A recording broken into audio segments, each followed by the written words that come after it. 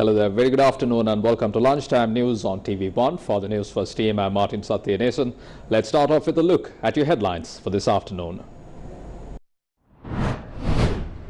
The huge container ship wedged in the Suez Canal refloated. Junior health workers attached to the Department of Animal Production and Health launch a strike action. All schools in the Western Province recommence academic activities. 12 countries stand against the Myanmar coup.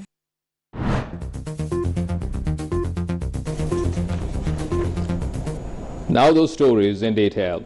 The huge container ship that was wedged in the Suez Canal since last Tuesday has reportedly been refloated. Today's move comes a week after the container ship ran aground in high winds, blocking one of the world's busiest shipping lanes. Here are the latest developments on the story.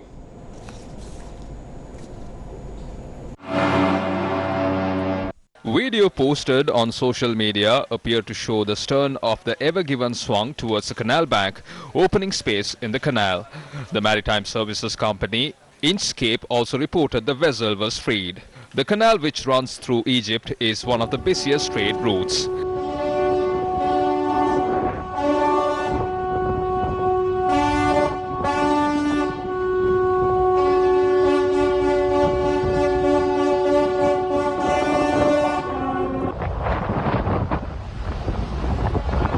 Was lightened and then rescued using 14 tugboats and a dredger. The 400-meter-long, 200,000-ton vessel ran aground on Tuesday morning amid high winds and a sandstorm that affected visibility. Specialist salvage companies were brought in to help refloat the ship. About 12% of global trade passes through the 193-kilometer canal, which connects the Mediterranean Sea to the Red Sea and provides a shorter sea link between Asia and Europe. An alternative route around the Cape of Good Hope on the southern tip of Africa can take 2 weeks longer. In a local news, former JVP MP Nalinda Jayatissa says Sri Lanka will become an island without any natural resources in the foreseeable future. He made these remarks during a public rally yesterday. අද වෙනකොට ඒගොල්ලෝ operate වෙන පටන් අරන් අවුරුදු 5යි අද වෙනකොට කොළඹ වරායට එන කන්ටේනර් වලින් සාමාන්‍ය It has been 5 years since they started operating. They handle around 7.2 million containers in the Colombo port annually.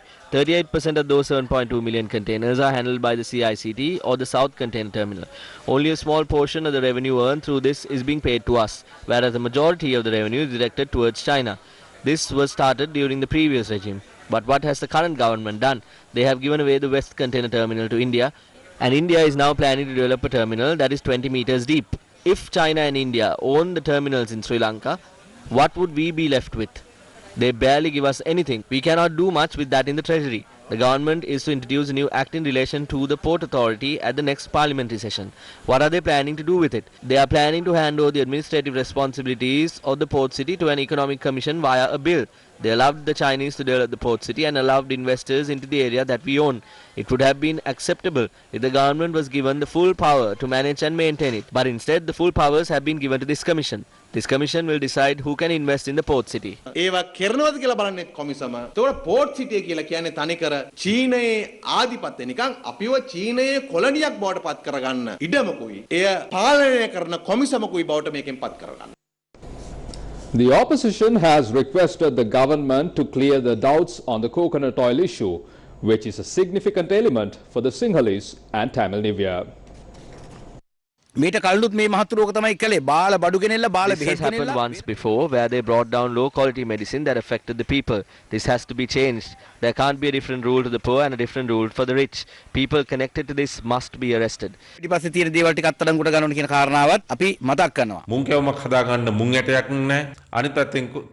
There is no oil to fry the kaum and no green gram to make the mung kaum.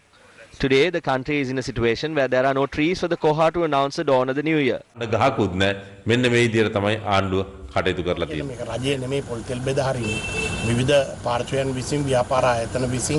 government doesn't distribute coconut oil, private companies do. Rather than screaming to the media about this, it is prudent to show us where the toxic oil is being held, and we will carry out investigation.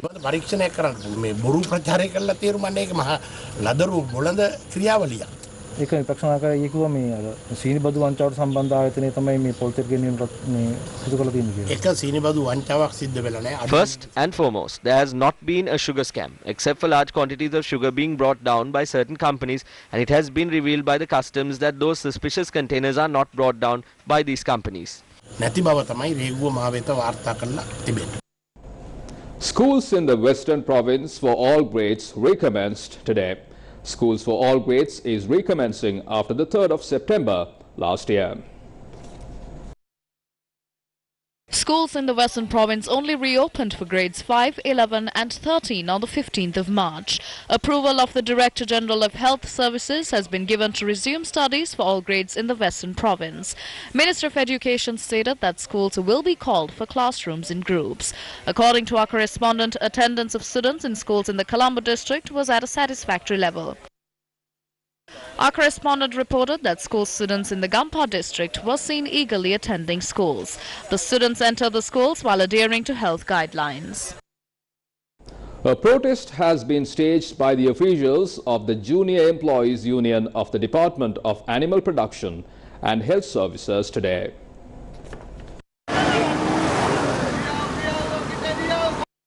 The protesters are making several demands. They ask that the informal substitute employees be made permanent, rights of the junior employees be ensured, and jobs be provided according to the recruitment procedure.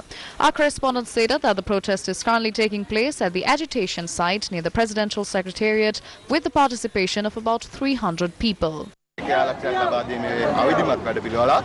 There is an informal program to provide 100,000 jobs. It has caused a great deal of hardships to the junior employees who are currently working. A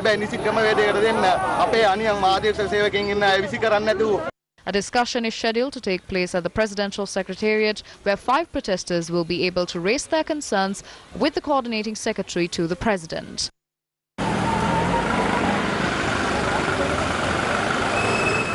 Meanwhile, another trade union of the education sector is currently protesting opposite the Isrupaya Ministry of Education.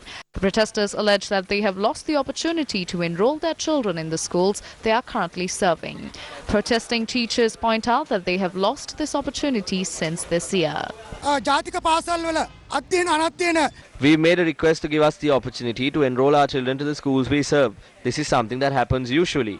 But somehow it didn't happen this year. We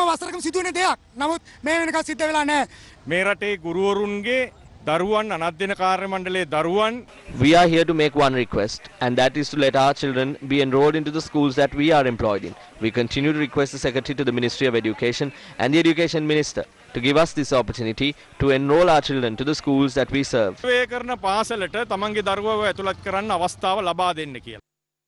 Shifting our attention to a human-elephant conflict story, people of Hulang Nuge, Ampara are heavily inconvenienced due to wild elephant encroachments.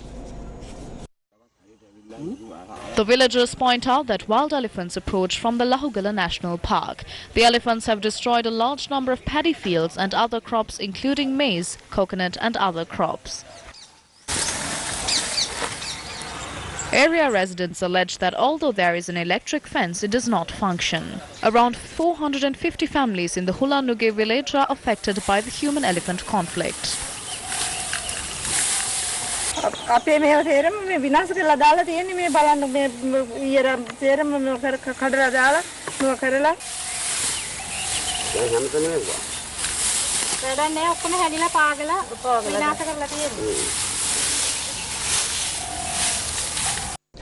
Farmers say that the Madhavachya Economic Centre that was built at a cost of 60 million rupees is in a dilapidated state.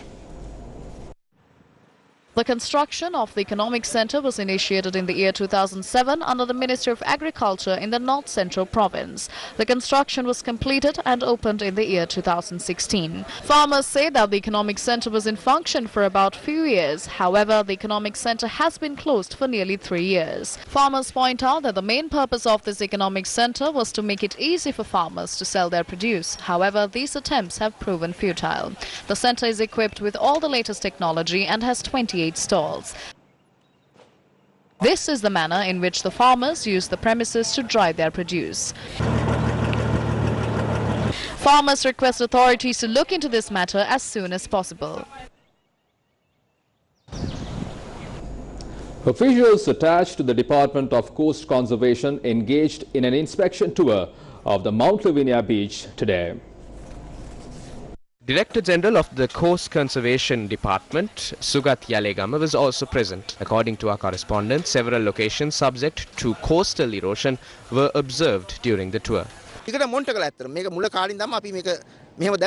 monitored this from the beginning. I remember those days certain allegations were raised saying that we are bringing sand from the Vallavatta beach to Mount Lavinia. That is not the case. As an example, if we are to airdrop sand, we will not drop it directly above it. We will drop this from distance. Then it will be projected and land there. It's the same case as the beach. There are sea currents in it. They settle at a certain location according to currents. I think the issue is regarding the message not going across to the public. Either way, we kept on monitoring this. The Coastal Conservation Department monitored it from the time to find out how the beach develops. දෙපාර්තමේන්තෙන් දිගට අපි monitor කළා මේක කොහොමද ඇත්තටම වෙරළ කලාපය ඒ වර්ධනය වෙන්නේ කියන එක Turu Kapakaru initiative is continuing today as well, centering Kandy and Norelia. We now join News First Disal Kapuge for more information. Today is the fourth day of the Turu Kapakaru campaign and the team is now in the Kandy district. We are at DSN Anaka College in Kandy, and as you can see, the students and the scouts of this college and surrounding schools have come here to plant trees in these premises. The Turu Kapakaru campaign aims to target 25,000 trees across the country in all 25 districts, and this campaign is brought to you by Eslon together with Newsfirst and Gammadda. Now this campaign will continue for the next 12 days as we bring you latest of the updates from the Turu Kapakaru campaign happening all around the island. For the Newsfirst team, I'm Disal Kapuge reporting from Kandy. Thank you, Disal, for that comprehensive update. The Gammadda V4 team colour washed the Chaitya at the Pabbatarama Viharya situated in Alagalla mountain range in Rambukkana yesterday. The project was carried out by the Gammadda V4 team with the assistance from the Kansai Eslon company. The Gammadda V4 team travelled for around 3 hours to reach the temple, which is situated in the Alagalla mountain range. The colour washing of the temple was done in line with the Madin full moon Poya day, which was set for yesterday. The temple is constructed 3,000 feet above sea level in a scenic and picturesque area between the Kandy and Kegol districts. The Agalupura Api Youth Organisation, the Rambukkana Youth Club Regional Authority, and members of the Patampitiya Sidokan Karate Training School and sponsors of the Pabbatarama Temple also joined hands with V4's Rambukkana team to assist in the project.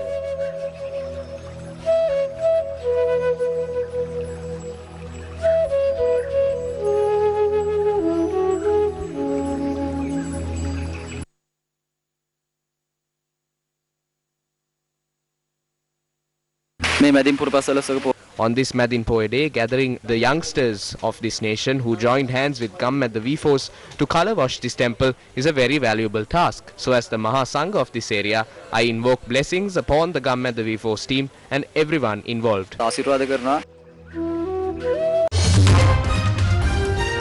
From that, we bring to a close this edition of Lunchtime News on TV1. For details of the stories and much more, simply log on to our website www.newsfirst.lk. For the Newsfirst team, I'm Martin Satyanesan, along with producer Senita Sena Naika. You have yourself a wonderful day.